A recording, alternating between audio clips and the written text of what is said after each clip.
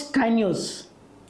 విజయవాడ పశ్చిమ నియోజకవర్గ రాజకీయం రోజు రోజుకు రసవత్తరంగా సాగుతోంది.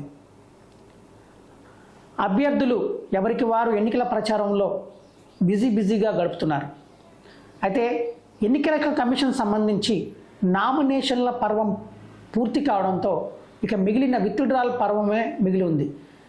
ఇక నామినేషన్ సంబంధించి ఏ పార్టీల నుంచి అభ్యర్థులు బరిలో నిలిచారు, ఎన్నికల కమిషన్ ఎవరి నామినేషన్లు యాక్సెప్ట్ చేసింది, ఎవరు ఎన్నికల బరిలో నిలిచారు, ఏ పార్టీల నుంచి నిలిచారు, వారి వివరాలకు సంబంధించి విజయవాడ పశ్చిమ నియోజకవర్గ ప్రజలకు ప్రత్యేకంగా స్కై న్యూస్ వివరాలు అందజేసే ప్రయత్నం చేస్తుంది. ముందుగా అధికార వైఎస్ఆర్సీపీ పార్టీ నుంచి షేక్ ఆసిఫ్, ఈయన సామాన్యుడిగా నిరుపేద కుటుంబం నుంచి వచ్చినవాడిగా, అలానే గతంలో ప్రజాప్రతినిధిగా ప్రజల్లో గుర్తింపు పొందిన నేతగా ఎన్నికల బరిలో నిలిచారు. ఆయన నామినేషన్ను ఎన్నికల కమిషన్ యాక్సెప్ట్ చేసింది. ఇక రెండో అభ్యర్థి కూటమి అభ్యర్థి అయినటువంటి సుజనా చౌదరి, యలమంచడి సత్యనారాయణ చౌదరి, అంటే సుజనా చౌదరిగా అందరికీ పరిచయమైన వ్యక్తి సుజనా చౌదరి నామినేషన్ను ఎన్నికల కమిషన్ యాక్సెప్ట్ చేసింది. ఇక మిగిలిన వారు ఎవరెవరు ఉన్నారు, రెండు ప్రధాన పార్టీల నుంచి అభ్యర్థులు ఉండగా మిగిలిన వారు ఎవరెవరు ఉన్నారు, మిగతా పార్టీలు ఏవేంటి అనే దాని మీద మనం ఒకసారి పరిశీలన చేద్దాం. ఎం వినోద్ కుమార్, ఈయన బహుజన సమాజ్ పార్టీ నుంచి ఎన్నికల బరిలో నిలిచారు. ఈయన నామినేషన్ను ఎన్నికల కమిషన్ యాక్సెప్ట్ చేసింది. ఇకపోతే ఖాదర్ బాషా షేక్, ఈయన Marxist communist party of India United, ఈయన ఆ పార్టీ నుంచి ఎన్నికల బరిలో నిలిచారు. జి కోటేశ్వరరావు, ఈయన కమ్యూనిస్ట్ పార్టీ ఆఫ్ ఇండియా నుంచి ఎన్నికల బరిలో నిలిచారు. అయితే కాంగ్రెస్ పార్టీ వీరు పొత్తులో భాగంగా ఇక్కడ కమ్యూనిస్ట్ పార్టీ విజయవాడ పశ్చిమ నియోజకవర్గం నుంచి పోటీ చేస్తున్నట్టు తెలుస్తుంది. ఇక టి రామచంద్రరావు, తెలుగు రాజ్యాధికార సమితి పార్టీ నుంచి ఈయన ఎన్నికల బరిలో నిలిచారు. ఈయన ఆ నామినేషన్ను ఎన్నికల కమిషన్ యాక్సెప్ట్ చేసింది. ఇకపోతే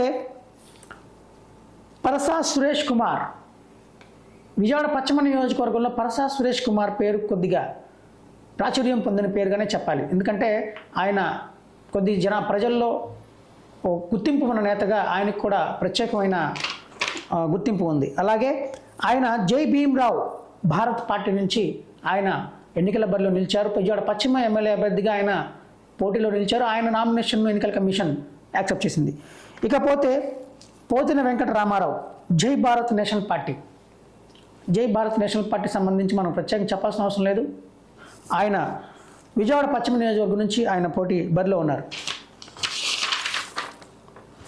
ఇకపోతే మోహన డి ప్రసాద్ తాడేపల్లి, ఈయన పిరమిడ్ పార్టీ ఆఫ్ ఇండియా నుంచి పోటీలో ఉన్నారు. రమణ ప్రసాద్ కొత్తమాసు, ఈయన సమాజ్వాదీ పార్టీ నుంచి బరిలో నిలిచారు. ఈయన ఒక జర్నలిస్ట్గా కూడా కొద్దిగా గుర్తింపు ఉన్నట్లుంది. ఆయన కూడా ఎన్నికల బరిలో నిలిచారు, నామినేషన్ దాఖలు చేశారు. ఆయన నామినేషన్ కూడా ఎన్నికల కమిషన్ యాక్సెప్ట్ చేసింది.